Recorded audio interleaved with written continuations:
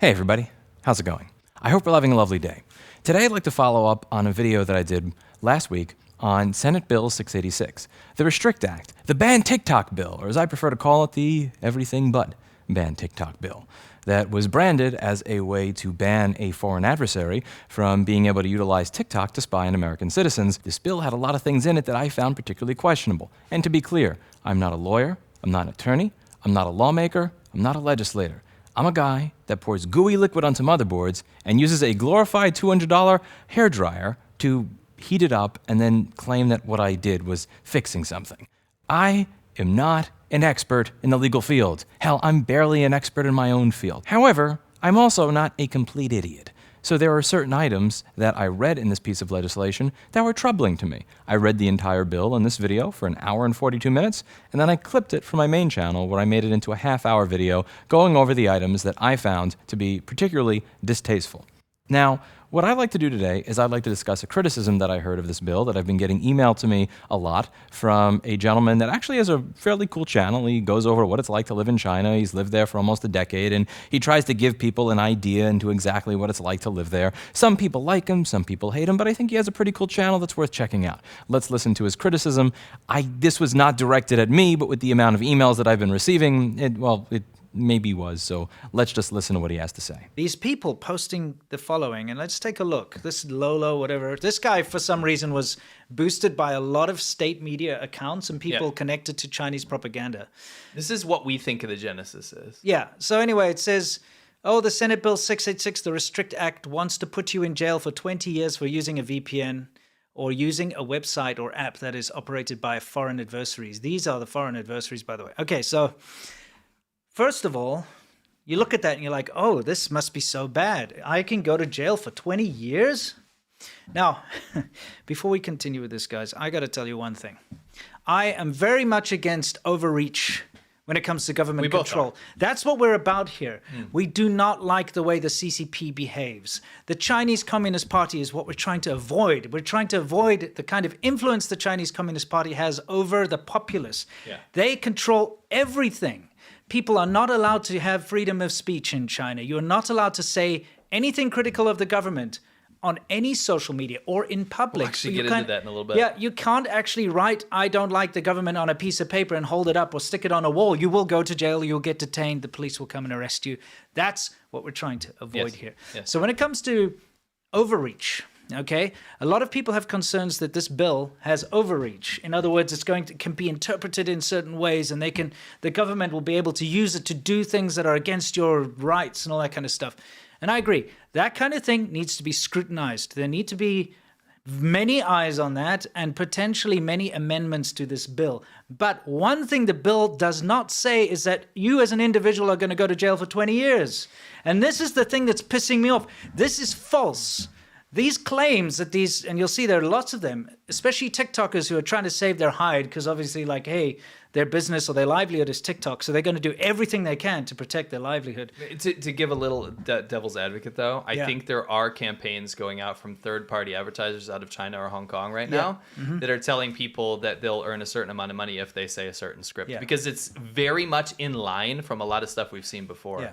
But I mean, this idea that you as an individual will go to jail for 20 years for using a VPN to access TikTok or something is bullshit and false. And that's what I'm fighting against here. When we're talking about this bill and when we talk about what's going on here, if you're somebody who's against government control and you think this bill is bad, think that all you want.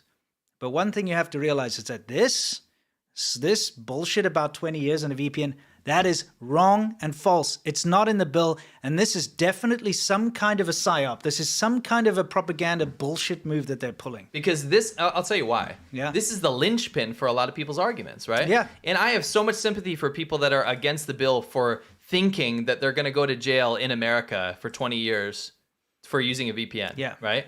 But you have to understand something here. Point taken. Point taken. Let's read the text of the bill. And again, I'm not a lawyer, and if anybody is a lawyer, feel free to correct me on these things. No person may engage in any transaction or take any other action with intent to evade the provisions of this act, or any regulation, order, direction, mitigation, measure, prohibition, or other authorization or directive issued thereunder. The most common way of avoiding geofencing is a VPN. The mitigation measure, I imagine, would be blocking them. Mitigation measure.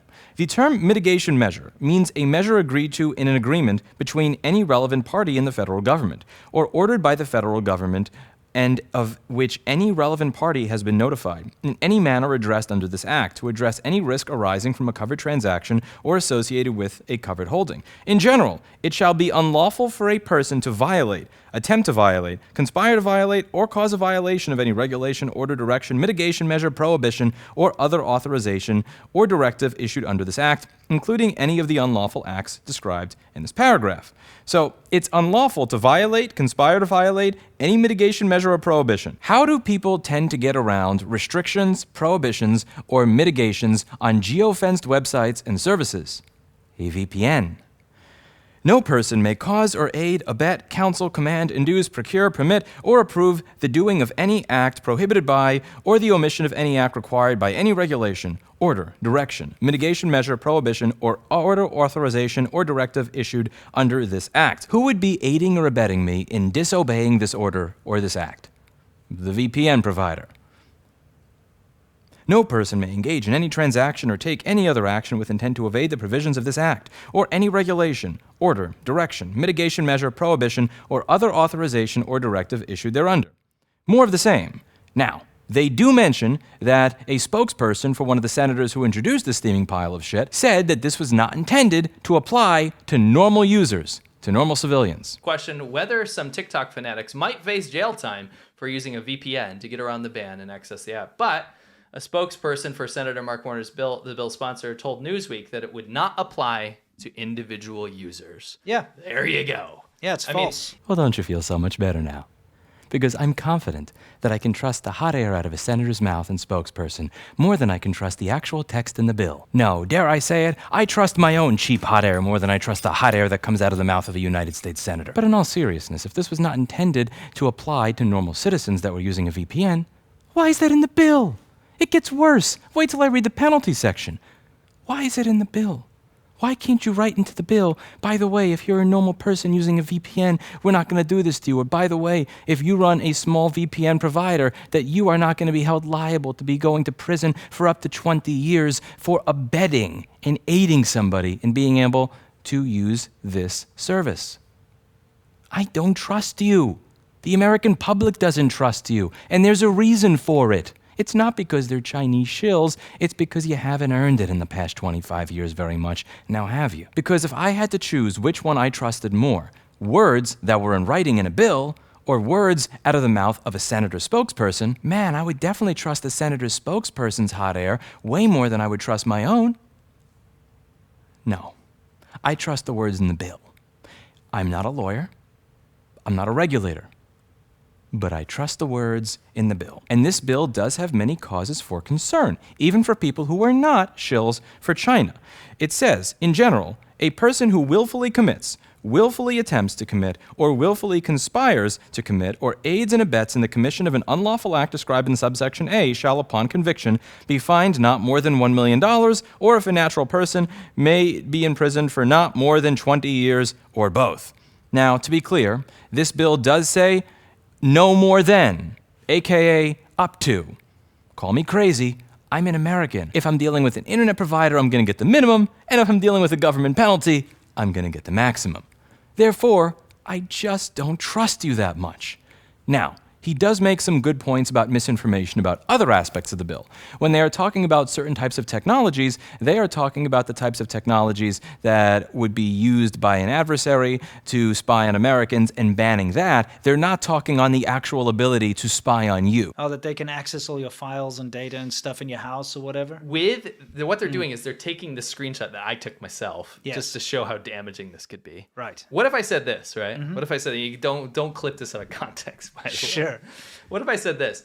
With this bill, right? And imagine the top doesn't exist there. Okay, so the top doesn't doesn't exist. exist. Bill, yeah, the government, the U.S. government will have access to your wireless local network, local area network, your mobile network, your satellite payloads, your satellite operation and control, your cable access points, and I rattled these off, right?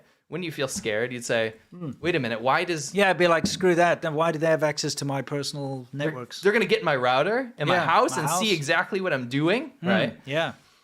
This is being clipped out, and China pro-China shills, pro-CCP shills, I should say, are going around saying that these are the things that are being signed into the bill that the U.S. will have access to. The U.S. government have access to your information.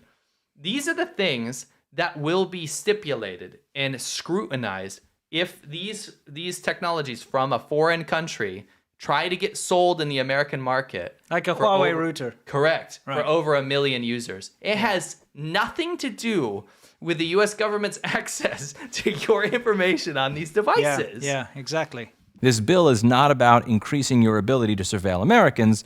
It's about restricting what you have access to. And I do think he has a point here. That being said, do I agree that the people who are saying that they are concerned about the language in this bill are people that are carrying water for the CCP or CCP shills? Some of them, maybe.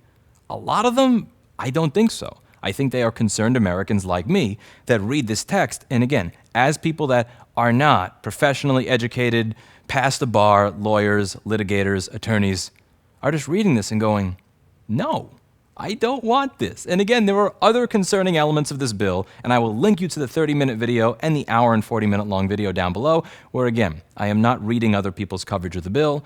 I am reading the actual bill, line by line, and giving you what I think of what I see. There's a lot there that is cause for concern for people who are not Chinese shills. Now, to the last point, because many people appear to have misunderstood my last video. In my last video, I was saying it would be amazing if we lived in a country where the head of state could come out and say, my fellow Americans, this application spies on you, and the spying is being done by a foreign adversary that does not want to see us succeed. I suggest that you not use this application. And we all say, you know what?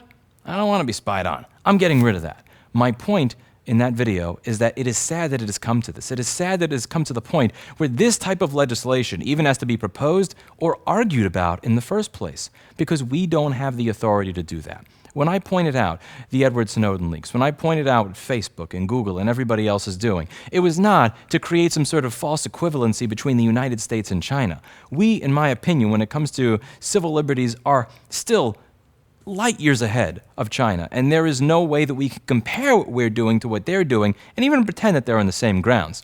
That being said, when we have a 23-year history in our country of eroding those civil liberties slowly, even if we're far away from where China is, if we have gotten people used to the idea that it's okay that your applications spy on you, it is okay that Facebook misuse your data, it's okay that Google's constantly mining through all your shit, it's difficult to do that and then turn around on a dime and then say this application misuses your data. You need to listen to us when we say it's bad for you, because we as a populace have spent 23 years getting used to the idea that we will be abused in that way. That was my point. My point was not that we should be okay with TikTok because they're doing the same thing every other American company is. No, no, no, no, no. There's a reason that I don't have a TikTok. There's a reason I don't have a personal Twitter. There's a reason I don't have an Instagram or a Facebook, because I don't want any of these anywhere near my life. I am more than happy to discourage my family and friends and employees from ever using, logging onto, or viewing TikTok. I do not want that anywhere near my life. That doesn't mean that at the same time, while I am saying that I'd want nothing to do with these social networks and that I condemn China's policies, that doesn't mean that I'm going to read this bill and just get on board with it. If you're against government overreach because you've had these experiences, that's great. But I hope that you could understand why people like myself can read the text in this bill and reach the conclusions that we do. Again, when a senator's mouthpiece says in response to backlash, oh, we don't intend for this bill to apply to normal people, that's not our intention. Again, to me, call me crazy, it's just cheap hot air. And as I said, I trust my hot air more than theirs.